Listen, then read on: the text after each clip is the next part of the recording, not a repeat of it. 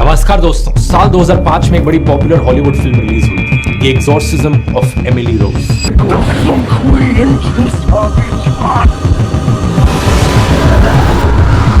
Horror फिल्में वैसे तो हॉलीवुड में बहुत बनी है, लेकिन इस फिल्म के बारे में एक बड़ी खास बात थी। इस फिल्म के पोस्टर पर देखिए क्या लिखा था, based on a true story, यानी कि एक सच्ची घटना पर आधारित थी। ये आधारित थी एनालिस मिशेल की कहानी पर। दुनिया के इतिहास में एक्सॉर्सिज्म की one of the most famous घटना।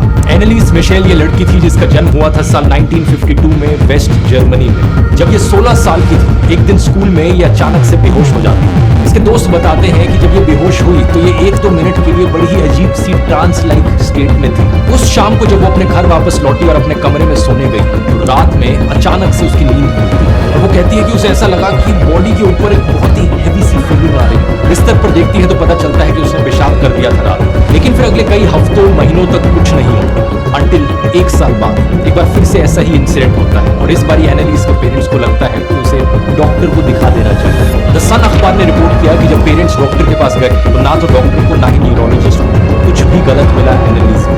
लेकिन फिर करीब 1 साल बाद और फरवरी 1970 में एनालिस को ट्यूबरकुलोसिस हो जाता है, जिसकी वजह से उसे हॉस्पिटल में एडमिट किया जाता है। इस बार जब वो हॉस्पिटल बेड पर लेटी हुई एनालिस कहती है कि उसे बड़े ही अजीबोगरीब कलर्स दिखाई दी और आवाजें सुनाई दी। डॉक्टर ने कहा कि इसे टेम्पोरल लोब एपिलेप्सी है, जिसकी वजह से इसे सीजर्स हो रहे हैं। अब वैसे तो ये कोई इतनी रेयर बीमारी नहीं है, दुनिया भर में 50 मिलियन से ज्यादा लोग इससे सफर करते हैं, लेकिन एनालिस का केस काफी अनोखा था। कुछ ही दिनों बाद एनालिस को बड़ी ही खतरनाक हेलुसिनेशंस होने लगी। उसे ऐसी चीजें दिखने लगी जो किसी और को नहीं दिखती थी। उसे ऐसी आवाजें सुनने में आई जो किसी और को नहीं सुनती थी। उसके सर में कुछ आवाजें जो उसे बार बार कहती थी कि वो शापित थी। इसके चलते वो भारी डिप्रेशन में चली गई। लेकिन ये तो सिर्फ शुरुआत है। कैथोलिक क्रिश्चियन लोग अक्सर एक टाइप की प्रेयर करते वक्त अपने घुटनों पर बैठते हैं। द टेलीग्राफ अखबार ने रिपोर्ट किया कि एनालिस ये एक दिन में 600 बार करने लगी, इस हद तक कि उसके घुटनों के लिगामेंट्स डैमेज हो गए। फिर एक बार वो एक टेबल के नीचे जाकर छुप गई और लगातार 2 दिन तक कुत्तों की तरह भौंकने लगी। एक बार उसने एक मकड़ी को खा लिया, एक बार एक कोयले के टुकड़े को खा लिया और एक बार तो एक चिड़िया को भी खा लिया। उसके पेरेंट्स को समझ नहीं आ रहा था कि ये क्या हो रहा है। डॉक्टर से कोई जवाब नहीं मिला तो वो एक बिशप के पास गए और बिशप से कहा कि वो एनालिस के ऊपर एक्सॉर्सिज्म करे। एक्सॉर्सिज्म का मतलब है किसी के शरीर के अंदर से किसी शैतान की आत्मा बाहर निकालना रिलीजियस प्रोसीजर्स करके। इंडिया में इसे झाड़ फूंक कहते हैं। ऐसा कहा गया कि एनालिस के शरीर में 6 शैतान छिपे थे। जर्मन तानाशाह Adolf Hitler, Roman emperor Nero, Judas जो कि जीसस के एक डिसिपल थे जिन्होंने जीसस को धोखा दिया था। चौथा केन, एडम के बेटे जिन्होंने अपने भाई एबल को मार दिया था। 5वां लूसीफर जो कि मेन शैतान होता है क्रिश्चियन थियोलॉजी में। और छठा वैलेंटीन फ्लाइशमैन, 1500 की सदी में रहने वाला एक जर्मन कैथोलिक प्रीस्ट जिसे चर्च से बाहर निकाल दिया गया था उसकी शराब की हैबिट को देखकर और एक मर्डर के चार्ज के बेसिस। एनालिस मिशेल के ऊपर जैसे जैसे ये एक्सॉर्सिज्म किया गया, कहा जाता है कि उसके अंदर के शैतानों ने बोलना शुरू कर दिया। इसकी असली ऑडियो क्लिप जब ये एक्सॉर्सिज्म किया जा रहा था, ये अभी भी ऑनलाइन अवेलेबल है।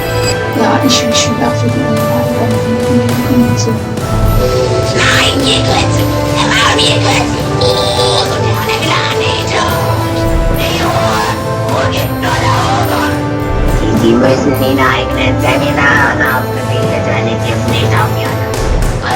Ich habe ein Modeschlag.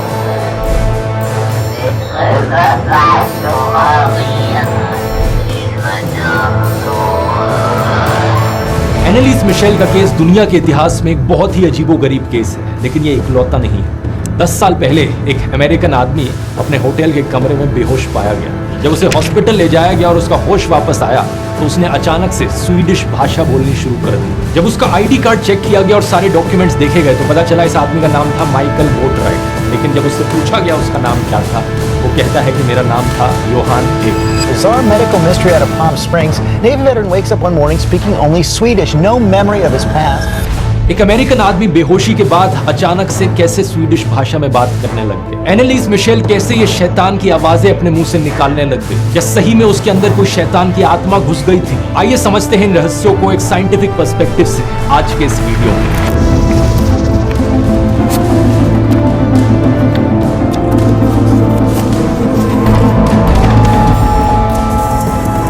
English में कहा जाए तो डीमनिक पोजेशन, हिंदी में कहा जाए तो किसी भूत प्रेत का आपके शरीर के ऊपर कब्जा कर लेना। इस सब के पीछे असली कारण होता है मल्टीपल पर्सनैलिटी डिसऑर्डर। इस डिसऑर्डर का नाम आपने जरूर कहीं ना कहीं सुना होगा। अगर नहीं सुना तो शायद आपने फिल्में देखी हों जिसमें इसे दिखाया गया है। अपरिचित, Kartik calling Kartik, fight club या साइको। जैसा कि ये नाम कहता है, मल्टीपल पर्सनैलिटी डिसऑर्डर। इसका मतलब है कि किसी एक इंसान के अंदर मल्टीपल पर्सनैलिटीज है। लेकिन ये हो कैसे सकता है, इसे समझने के लिए हमें इस नाम का इस्तेमाल करना बंद करना होगा, क्योंकि अब इस मेंटल कंडीशन को एक नया नाम दिया गया है, DID, dissociative identity disorder. Identity का मतलब तो आपको पता होगा, आइडेंटिटी यानी आपकी पहचान, लेकिन डिसोसिएशन ऑफ आइडेंटिटी का क्या मतलब हो सकता है। फेमस शायर निदा फाजली ने एक बार लिखा था, हर आदमी में होते हैं 10-20 आदमी, जिसको भी देखना हो कई बार देखना। इस शायरी का एक्चुअली में एक डीपर साइकोलॉजिकल मीनिंग है, क्योंकि पहले तो हुए आप वो इंसान जो आप असलियत में हो, लेकिन दूसरे हुए आप वो इंसान जो आपको लगता है आप हो। फर्क समझ रहे हो?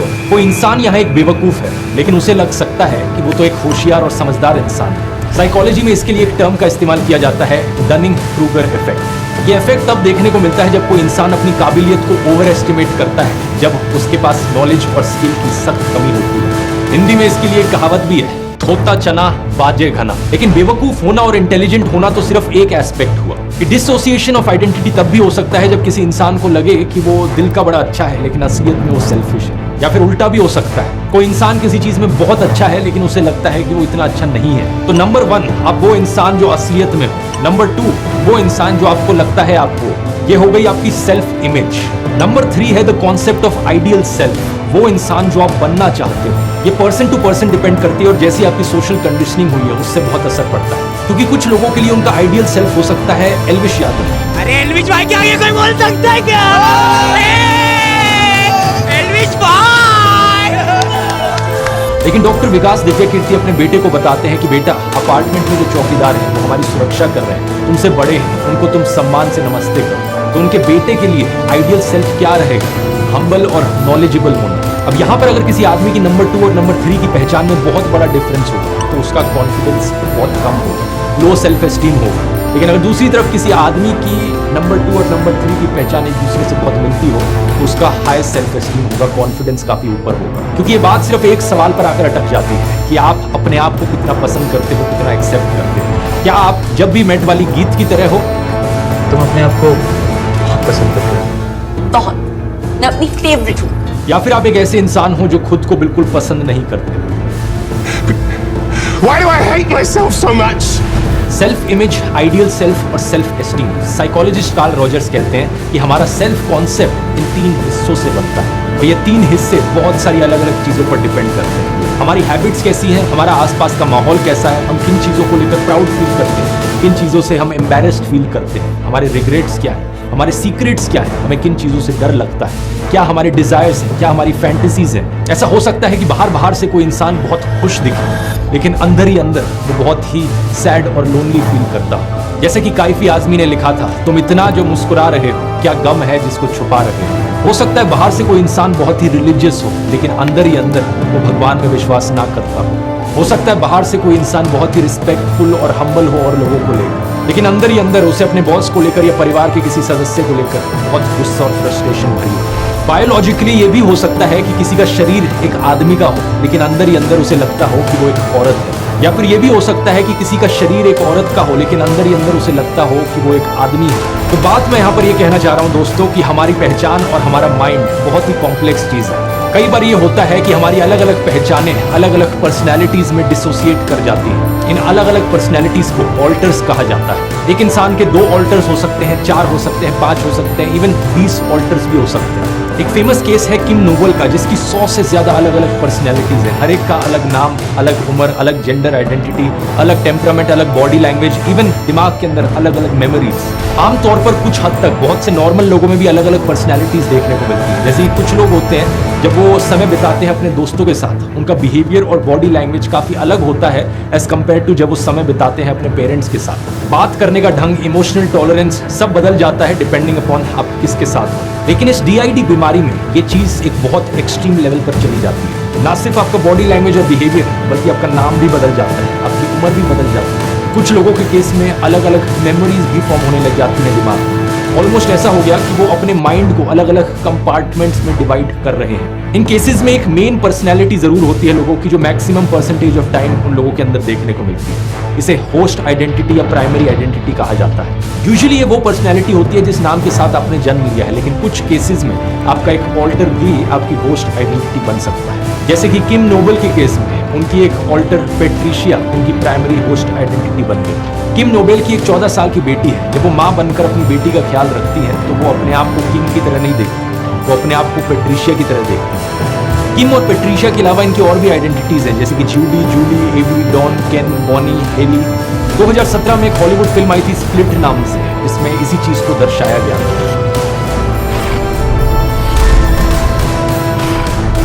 किम और उनकी बेटी जब ओपरा विनफ्री शो पर गई थी, उनकी 2 बार फिल्मिंग करी गई थी। एक बार जब वो घर पर थे तब किम की पर्सनैलिटी थी पेट्रिशिया वाली, और जब वो शो पर आए तो इनकी पर्सनैलिटी बन गई 15 साल की जूडी। ज्यादा डरने की बात नहीं है, क्योंकि जैसा आप फिल्मों में देखते हो उस तरीके से पर्सनैलिटी नहीं बदलती है अचानक से और बहुत बड़े ड्रामेटिक तरीके से। Can you tell me about yourself? How old are you? I'm 12. In fact ज्यादातर टाइम अगर लोगों को पता ना हो तो वो इस चीज को नोटिस भी नहीं कर पाते। एक चीज बड़ी इंटरेस्टिंग है जो यहाँ पर देखने को मिलती है कि जब जब ये पर्सनैलिटी का स्विच होता है, दूसरी पर्सनैलिटी ने जो चीज करी थी उसकी मेमोरी ही नहीं रहती। तो अक्सर इनकी जिंदगी में ये कभी चाबियां भूल जाती हैं कहीं पर, कभी पिज्जा की डिलीवरी ऑर्डर करा देती हैं, लेकिन इन्हें पता ही नहीं होता कि इन्होंने ऑर्डर कराई थी वो पिज्जा की डिलीवरी। कई बार इनकी गाड़ी इन्हें कहीं मिस्टीरियसली बहुत किलोमीटर दूर पार्क हुए मिलती है। एक दिन बहुत ही डिस्टर्बिंग चीज हुई थी कि पर्सनैलिटी स्विच गाड़ी ड्राइव करते करते हो गया। इनकी 15 साल वाली जूली की पर्सनैलिटी आ गई गाड़ी ड्राइव करते हुए और इसकी वजह से एक्सीडेंट हो गया।